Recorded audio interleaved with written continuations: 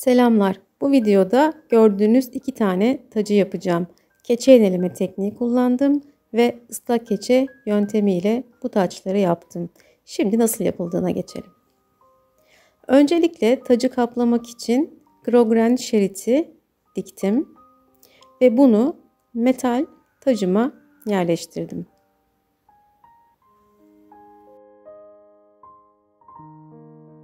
Önce örgülü tacı yapacağım.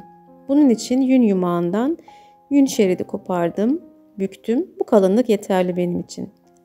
Tacın uzunluğunu ölçüyorum ve bu uzunluktan yaklaşık 5 santimetre daha uzun bir yün şeridi koparıyorum. Şeridin ucu ince olmalı.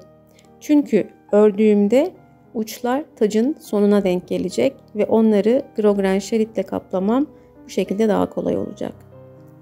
Birçok videoda keçe ip yapmıştım aslında. Burada da aynı yöntemi kullanıyorum. Önce kuru zeminde yuvarladım. Bir şekil verdim. Sonra sabunlu suyla hafifçe bastırarak yine yuvarlıyorum. Daha sonra belli bir şekle ulaştıktan sonra biraz daha basıncı artırarak kalıp sabun ile ovarak, yuvarlayarak keçe ipi sıkılaştırıyorum. Keçe ip boydan çok fazla küçülmüyor. O nedenle çok fazla ek pay vermeye gerek olmadığını söylemem lazım. Eğer istediğimiz uzunluğa gelmediyse keçe ip hala çok uzunsa o zaman avuç içinde yuvarlama hareketleriyle ve onu birazcık daha sıkıştırarak boydan çok az daha küçülmesini sağlayabiliyoruz. Klasik bir saç örgüsü yapacağım. 3 tane keçe ipe ihtiyacım var. Bunları yaptıktan sonra duruladım. Son şeklini ıslakken bu şekilde bastırarak veriyorum. Hatta bambu perde arasında ya da burada kullandığım oluklu raf örtüsü arasında sıkıştırarak yuvarlarsak son şekli daha da güzel oluyor. İstediğim uzunluğa yaklaşık olarak ulaştı. Şimdi ucundan bir mandalla tutturdum. Bir tane transparan ipe siyah parlak boncuk dizdim. Bunun uzunluğu ipin uzunluğundan biraz daha fazla. Şimdi ipin bir tanesine boncuğu tutturarak klasik saç örgüsü yöntemi uyguluyorum.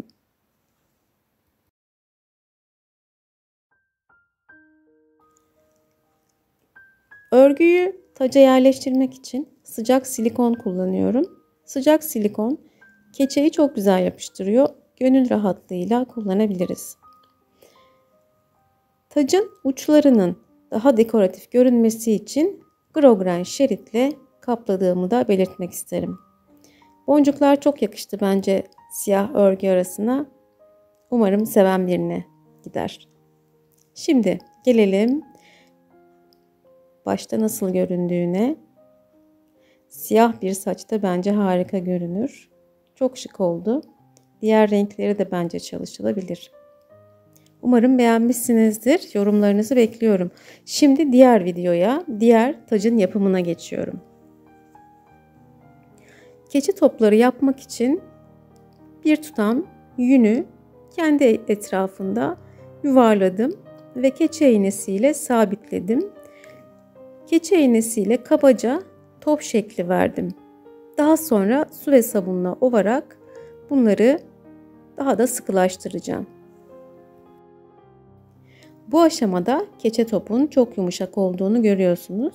Şimdi ıslak keçe yöntemiyle onu biraz daha sıkılaştıracağım. Farklı ebatlarda keçe toplar yaptım. İrili ufaklı birçok keçe top.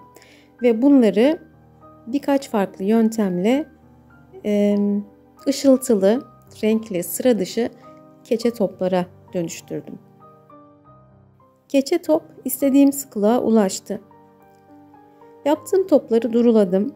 Sonra başka bir kaba çiçek tutkalı ve su ekledim. Ve topları bu karışımda bir süre beklettim. Ve avucumun içinde yuvarlayarak bir tepsiye dizdim. Tepsinin üzerinde bir naylon poşet olursa iyi olur.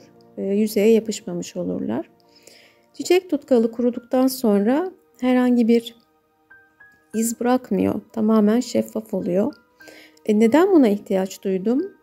Çünkü biraz sonra çok amaçlı boyalarla, metalik boyalarla bu topları boyayacağım. Boyamak için yüzeyin sert, pürüzsüz, düzgün olmasını istiyorum. O nedenle çiçek tutkalına başvurdum diyebilirim. 4 farklı renkte metalik boya kullanıyorum. Bunlar hobi amaçlı kullanılan çok amaçlı boyalar.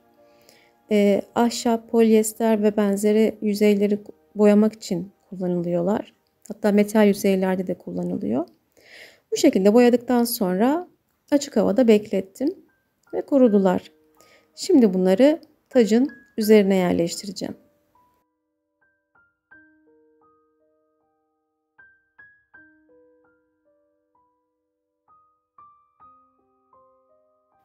Plastik tacın üzerine topları yerleştirmeden önce kadife şeritle kaplayacağım.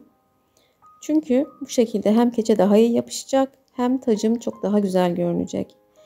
Bu şekilde ucu ve tepesi farklı enlilikte olan taçları kaplamak için ince şeritlerin daha kullanışlı olduğunu fark ettim.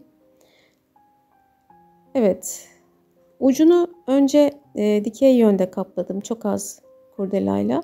Daha sonra kurdelanın devamıyla yatay yönde çevirerek kurdelanın diğer uca gelmesini sağladım.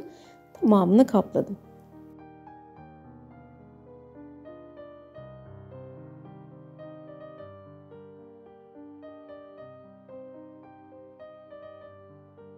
Tacım hazır. Şimdi bunu toplarla kaplayacağım. Toplarla kapladıktan sonra uçlara farklı bir şey yapmak istedim. Büyük boy keçe topları maket bıçağıyla kestim. İkiye böldüm. Bu şekilde tacın uç taraflarına yerleştirmiş oldum. Daha güzel göründü.